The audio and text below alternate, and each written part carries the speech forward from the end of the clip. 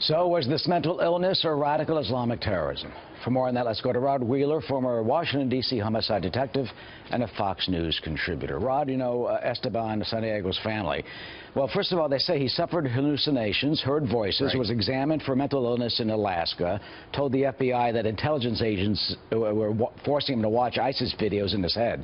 But there are also indications that he could have been radicalized, making an apparent Islamic State gesture in a photo. So, you know, how do you put all these pieces together? What do you think?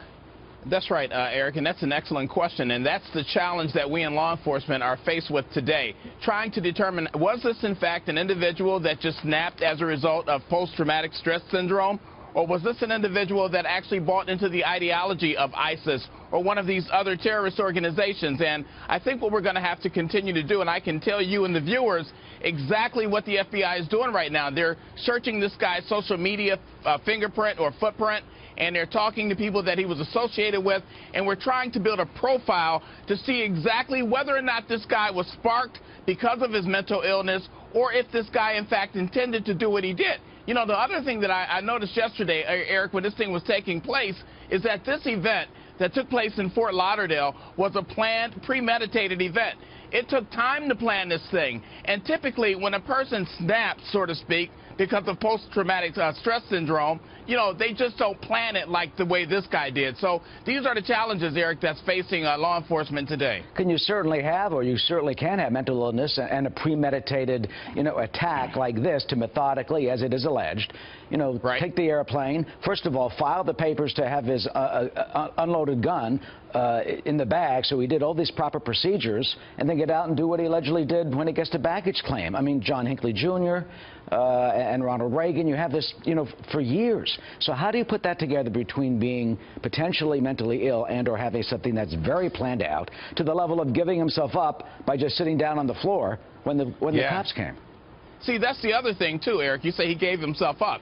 See, that doesn't really fall in line with the way that ISIS exactly, you know, talks about the way that they want their air efforts carried out. And so by this guy giving himself up, it was almost like he didn't want to die as a result of what he did. So that tells me, as a law enforcement investigator, he was very aware of what he was doing. And whether or not he expected the outcome to be what it was, we don't know. But I'll tell you this one thing, the only reason that this guy stopped shooting yesterday is because he ran out of bullets. He didn't stop shooting because he was confronted by the police. He simply ran out of bullets, and that's why he gave himself up. And not only sitting down, but you also talk about that photograph. Tell me a bit about that, what that tells you, the one of him with his index finger, which has been shared. You know, other terrorists, Joe Carr in Boston had a photograph of him. What does that symbolize, and what would that photograph tell you?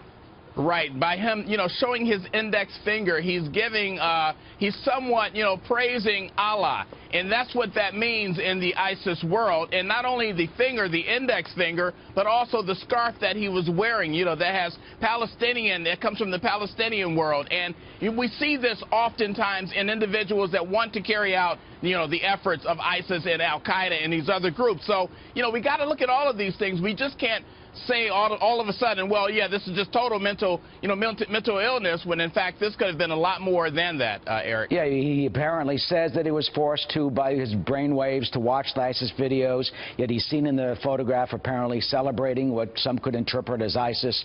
It reminds me back in 1997, we just showed you the video by accident, it's the Empire State Building shooting. This was when a Palestinian terrorist opened fire on the observation level of the Empire State Building and killed one person. The suspect was Abu Kamal, and at the time it was same thing. He's mentally ill, he's disturbed, he was despondent over losing financial aspects, and it took 10 years, Rod, until the truth came out that that was a premeditated terrorist attack. His daughter admitted it finally after 10 years. So can you have, you know, either it's a mixture, or can you have someone, you know, claiming, you know, mental illness, as certainly was in that case, when that is not the actual reason behind it? Right. Well, here's the short answer for that. Yes and no. And the reason I say yes is because it is a two-pronged event. I mean, you can easily say, oh, the reason I did what I did is because I was mentally ill. But at the same time, what we are charged with in law enforcement as investigators is to try to disprove that. I guarantee you, Eric, when this case goes to court, when it goes to court, at whatever point, this guy, his attorney, his defense attorney, is going to argue that he was mentally insane at the time because of his experience over in Iraq. Maybe that's the case, maybe it wasn't the case, but we're going to have to prove that that wasn't the case if it was.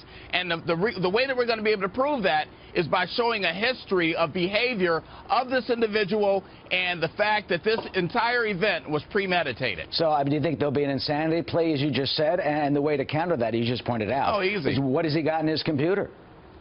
Oh, absolutely. He's going to plead insanity. I mean, I can tell already just by listening to his aunt, his aunt and other family members are already starting to stage that argument. Oh, he didn't get enough assistance when he was having his mental problems. And so I see exactly where they're going with that. And maybe, like I said, maybe the guy did have mental problems. But the question that I have, if he had such mental problems, why did he take so much time to plan this attack out? And why did he give himself up? Because if by giving himself up, that doesn't necessarily fall in line with the rules in which ISIS have propagated amongst themselves. Yeah, a lot of conflicting bits of evidence here. Rod, thank you for your analysis. Thank you, Eric. I deeply appreciate it, of course.